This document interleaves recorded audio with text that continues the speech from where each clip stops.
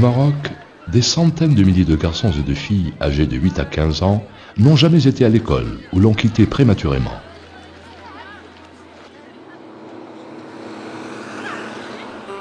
Des enfants dans la fleur de l'âge, vivant dans des situations difficiles ou précaires, ne fréquentant pas l'école, se retrouvent dans la rue, exposés au vagabondage et au travail précoce. Gardiens de troupeaux et travailleurs dans les champs en milieu rural, cireurs aux abords des villes et petites filles bonnes domestiques. Ces enfants sont certainement la source qui alimente l'analphabétisme, principal obstacle à la réalisation de toute politique de développement économique et social. Conscient de la gravité de ce phénomène, et vu le rôle primordial de l'élément humain en tant que déterminant principal du développement économique et de la prospérité de la société, la stratégie du gouvernement marocain dans le domaine de la lutte contre l'analphabétisme et de l'éducation non formelle, à travers les programmes mis en place, a œuvré d'une part à la réduction du taux d'analphabétisme afin de stimuler la dynamique de développement humain intégré et consolider les efforts déployés par notre pays sous la conduite éclairée de Sa Majesté Mohammed VI, visant la qualification de la société et ce, en symbiose avec les objectifs et la vision de l'INDH. D'autre part, cette stratégie vise à offrir une deuxième chance d'éducation à tous les enfants non scolarisés et déscolarisés. Cette vision globale et profonde de la problématique de l'analphabétisme, des causes qui la génèrent et de sa corrélation avec les impératifs du développement économique et des réformes politiques et sociales s'appuie sur les engagements internationaux du Royaume, notamment la Convention internationale des droits de l'enfant, les objectifs du millénaire et de ceux de l'éducation pour tous. Ces engagements sont réitérés et consolidés par le Plan d'action national de l'enfance.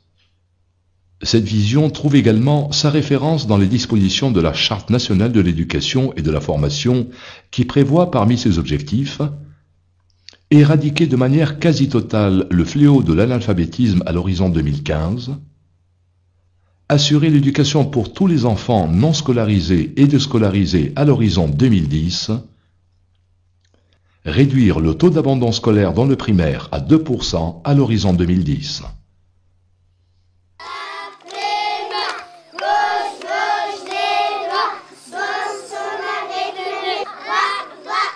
Quelles étaient donc les circonstances au début du lancement du programme de l'éducation non formelle?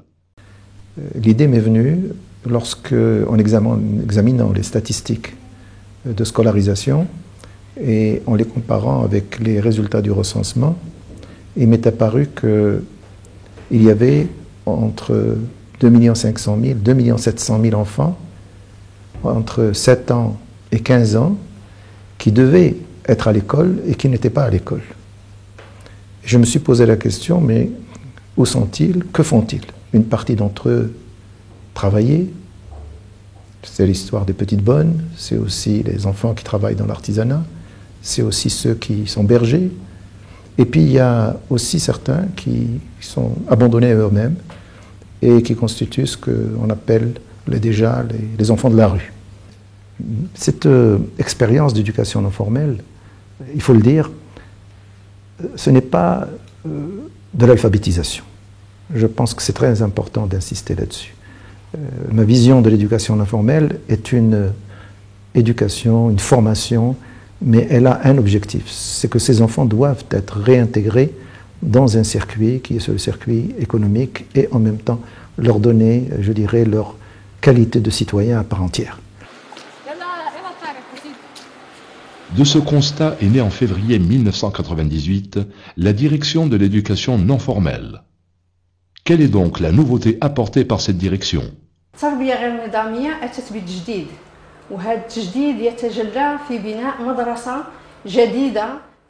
L'éducation non formelle est venue avec une idée de rénovation. Ce renouveau porte sur la mise en place d'une nouvelle école qui prend en considération les divers parcours des enfants. Une école qui va vers l'enfant au lieu d'attendre que ses enfants viennent vers elle. Cette école se proposait 4 orientations fondamentales. La première consistait à dépasser les obstacles qui empêchaient la scolarisation des enfants. Deuxièmement, il s'agissait de mettre en place des programmes souples et variés avec des emplois de temps autant souples que précis. Le troisième point consistait en l'application de la société civile à travers une forte et pérenne participation tout le long du parcours scolaire des enfants.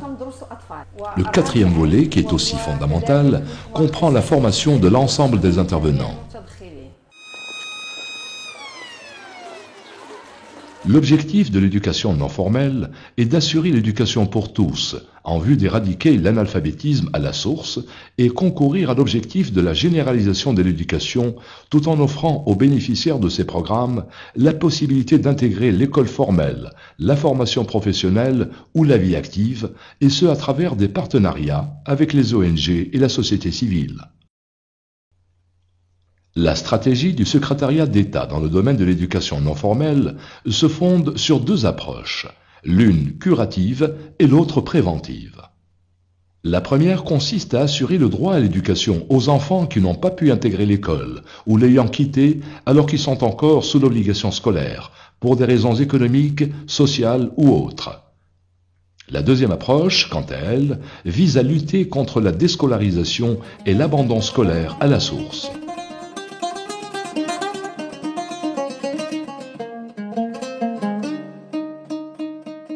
Sur le terrain, cette approche est concrétisée à travers deux programmes. Le programme de l'école de la deuxième chance. Le programme de la lutte contre la déscolarisation et l'abandon scolaire.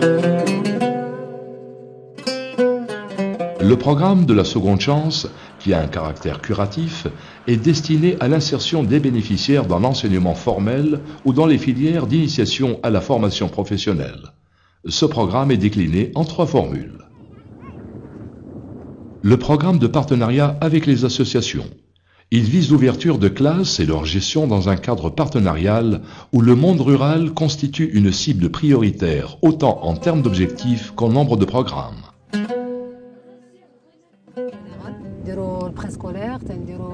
Nous faisons du préscolaire. Nous faisons de l'alphabétisation et l'éducation non formelle, en parallèle avec l'initiation au métier, où nous faisons de la broderie, la couture, le tissage, tricotage et même de la menuiserie.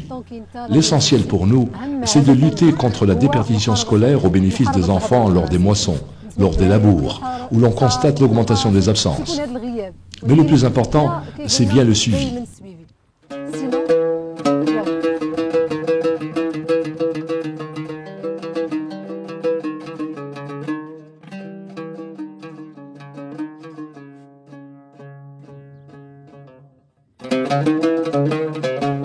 Que Dieu vous gratifie. Cette école est une bonne chose pour nous. Du temps où elle n'existait pas, nous avions un grand vide. Mais maintenant, nos enfants savent lire, comprennent, peuvent s'initier à un métier et connaissent un peu d'arabe. Il nous faut juste une route pour que le chemin soit plus accessible à nos instituteurs. Et gloire à Sa Majesté. Il y a aussi le programme de parrainage, qui porte sur la contribution de personnes physiques ou morales en vue d'offrir l'éducation aux catégories de bénéficiaires par le biais du tissu associatif. Hanan, qui est une élève au centre de sauvegarde de l'enfance, est l'une des filles qui ont bénéficié de ce programme. Je suivais les cours d'éducation non formelle qui m'ont permis d'intégrer l'éducation formelle dans un établissement privé. J'ai pu avoir de bonnes notes, bien que j'ai arrêté ma scolarité pour une longue période. Grâce à l'éducation non formelle, j'ai acquis un certain nombre de connaissances et de compétences qui m'ont aidé à m'intégrer dans l'école formelle. Quant au cycle de rattrapage, l'Istidrak, il vise les enfants fraîchement déscolarisés en vue de leur réinsertion scolaire via un court cycle de formation.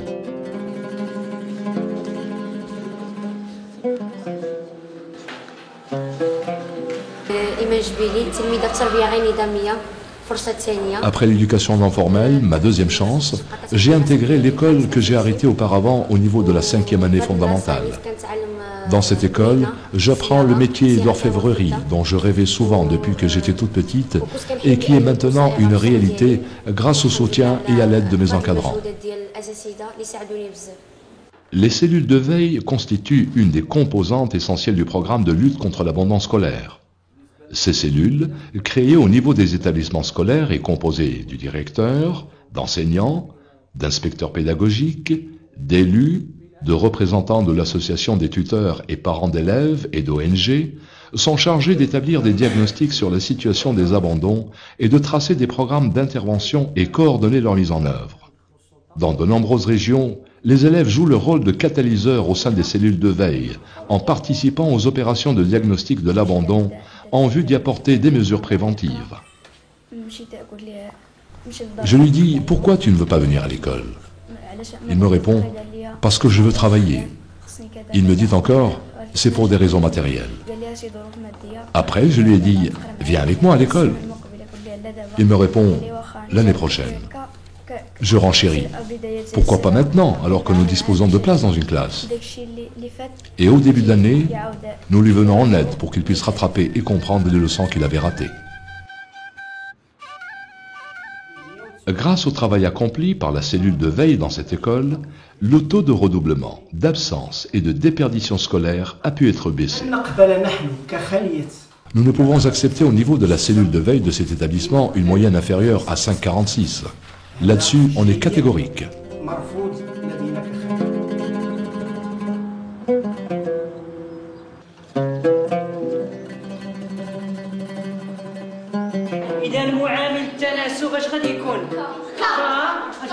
De son côté, la mise en place du programme de soutien éducatif se fixe pour objectif stratégique la réduction du taux de l'abandon scolaire à 2% à l'horizon 2010. Ce programme comprend le soutien pédagogique dispensé sous forme de cours d'appui aux compétences dans les matières de base, le soutien social en répondant à des besoins élémentaires tels les fournitures scolaires, le transport ou le tablier. Depuis ces 3 dernières années que je suis avec cette association sociale et culturelle d'Al-Marrakech, j'ai senti que mon niveau scolaire a évolué. C'est bien entendu grâce aux efforts déployés par les enseignants et les encadrants, surtout que le soutien scolaire est offert gratuitement. Également, des centres d'écoute et d'orientation s'activent pour déceler et apporter des solutions aux causes d'ordre psychosocial et relationnel qui pourraient mener à l'abandon.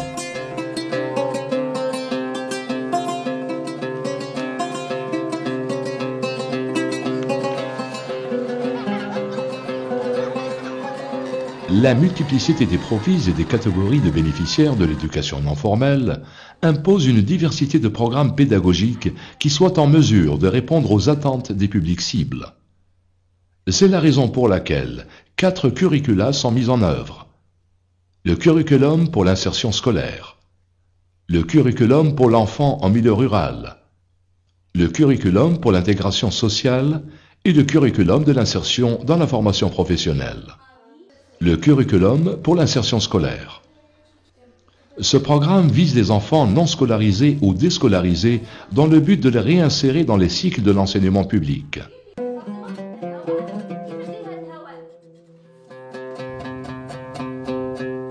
Le curriculum pour l'enfant en milieu rural.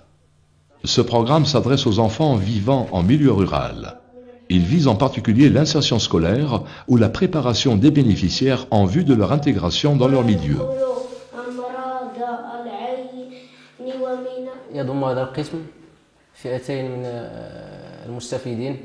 Cette classe comprend 2 catégories de bénéficiaires.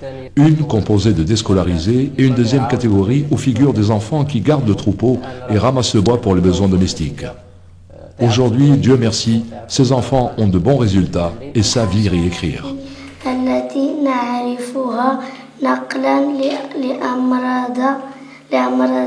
Les maisons familiales rurales constituent un de ces exemples notoires d'associations qui s'emploient à former et à réussir l'intégration des jeunes ruraux dans leur milieu. Il y a concordance entre les objectifs de la maison rurale et les objectifs du secrétariat d'État chargé de l'éducation non formelle, puisque nous envisageons, avec la coopération de cet important ministère, la mise en place d'importants programmes qui visent l'intégration des jeunes dans leur milieu socio-professionnel. J'ai suivi des cours d'éducation non formelle dans une classe de la maison rurale Shtouka à Itbar. Dieu merci, Cette éducation a été pour moi très bénéfique. Actuellement, je suis en stage dans la ferme familiale où le rendement a nettement augmenté. Je veux dire que par rapport à l'état antérieur, il y a une amélioration. Le curriculum pour l'intégration sociale. Ce programme cible les enfants dont l'âge varie entre 9 et 15 ans et qui sont en situation de travail précoce, les enfants de la rue et les enfants en conflit avec la loi, pensionnaires des centres de sauvegarde de l'enfance. Ce programme permet à ces enfants d'acquérir une éducation de base fonctionnelle, adaptée à leurs besoins et facilite leur insertion dans la société en leur inculquant les valeurs de citoyenneté positive.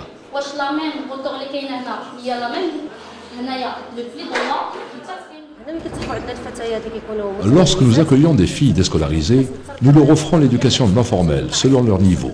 Par la suite, nous veillons à leur réinsertion dans les cycles formels. Aujourd'hui, nous avons réussi, Dieu merci, l'insertion scolaire de 25 filles. Par ailleurs, lorsqu'on a des cas qui n'ont plus l'âge et qui ont quitté l'école au-delà de 3 ans, nous leur offrons une initiation professionnelle. À ce niveau, nous disposons de plusieurs filières de formation. Nous avons la cuisine, la couture, le service hôtelier ainsi que la restauration. La formation dure 1 à 2 années, sanctionnée par un diplôme qui permet de s'intégrer dans le marché du travail.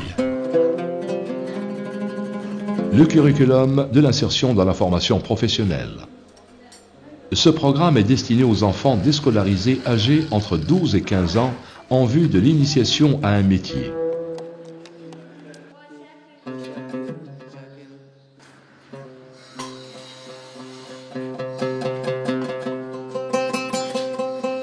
Travaillant en collaboration étroite avec les différents intervenants, le secrétariat d'État cherche à améliorer la qualité et l'attractivité de ces programmes en offrant des activités ludiques et artistiques telles le théâtre, la musique et la danse.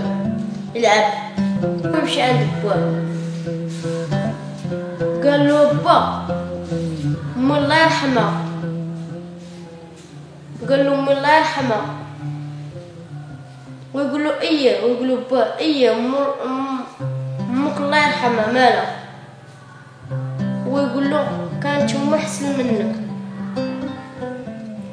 هذاك الدري علاش قال له باه قال لي امي كانت احسن منك حيت كتعدي عليا وما كتخلينيش نمشي نقرا 0-1.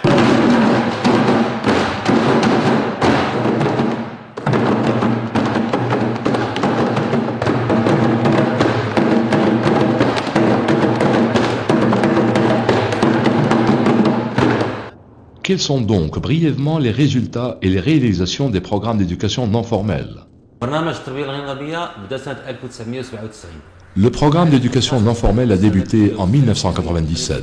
Le nombre d'enfants bénéficiaires durant la première, la deuxième et les 5 années qui suivent tournait annuellement autour de 24 jusqu'à 34 000 enfants. À partir de 2004, nous avons constaté que ce programme souffrait de lacunes en matière de curricula. La première décision que nous avons prise en vue de combler cette lacune a été de mettre en place des curricula propres à l'éducation non formelle. Cette action, qui est une première en son genre, montre aussi l'importance accordée à ce programme destiné aux catégories moins chanceuses parmi les enfants de notre pays. De même, des cycles de formation des formateurs en matière d'éducation non formelle ont été mis en œuvre.